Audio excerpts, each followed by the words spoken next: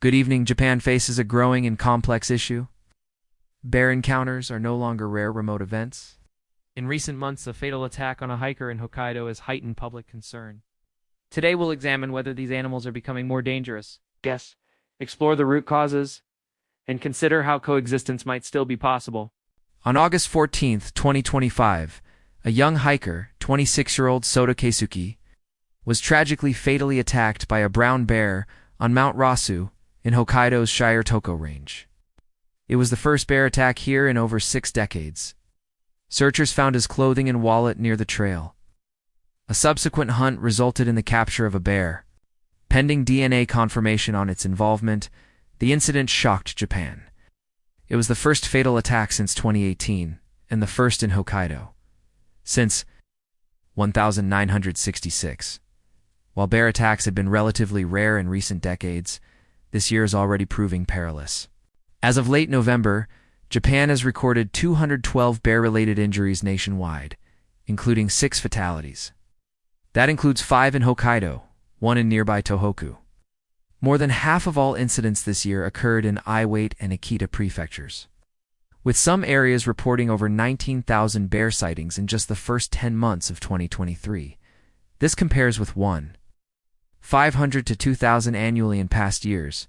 Clearly, something has changed. Experts say it comes down to 2 factors: changing weather and changing people. Regarding weather, 2023 was the warmest on record in much of Japan. Climate change is disrupting seasonal patterns crucial for bears, including the timing of plant growth and ripening, and the availability of critical foods like acorns and beechnuts. Poor harvests force bears into unfamiliar territory in search of sustenance. At the same time, rural depopulation and farmland abandonment are removing the human presence in some remote areas, emboldening bears to explore closer to towns and settlements. The result? More bears and people in close proximity. But are bears becoming more aggressive? Well, it depends on your perspective. On the one hand, attacks seem on the rise, especially Hokkaido. But on the other hand, bears have always exhibited this behavior. When they can't find enough food, critters big and small will do what they need to survive.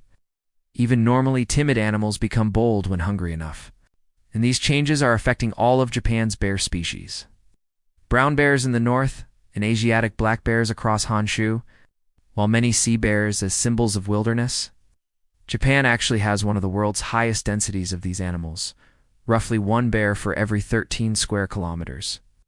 The brown bear population in Hokkaido alone has more than doubled since the 1990s, and yet most of the time bears avoid people.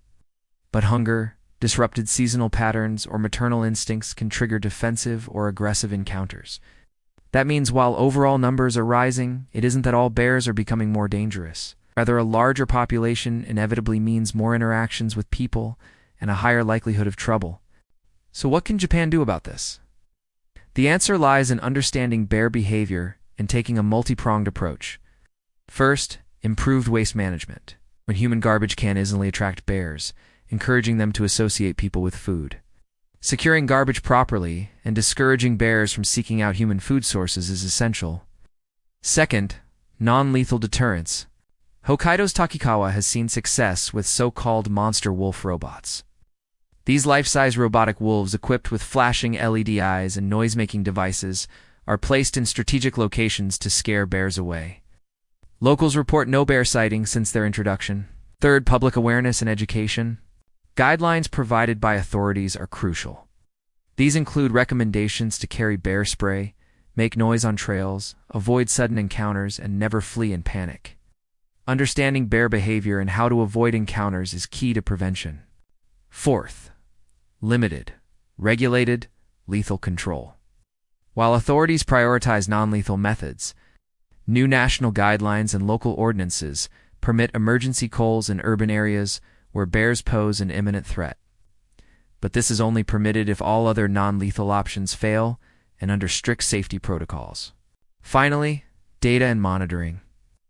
Identifying which bears are troublemakers by age, sex, location can enable targeted measures. Pairing this with AI or sensor-based early warning systems could alert communities in real time when problem bears are on the move. Advanced technology can help predict and prevent encounters before they turn dangerous. Ultimately, there is no single solution to prevent bear encounters. Rather, a combination of these approaches can help strike a balance between protecting both human communities and the bears themselves.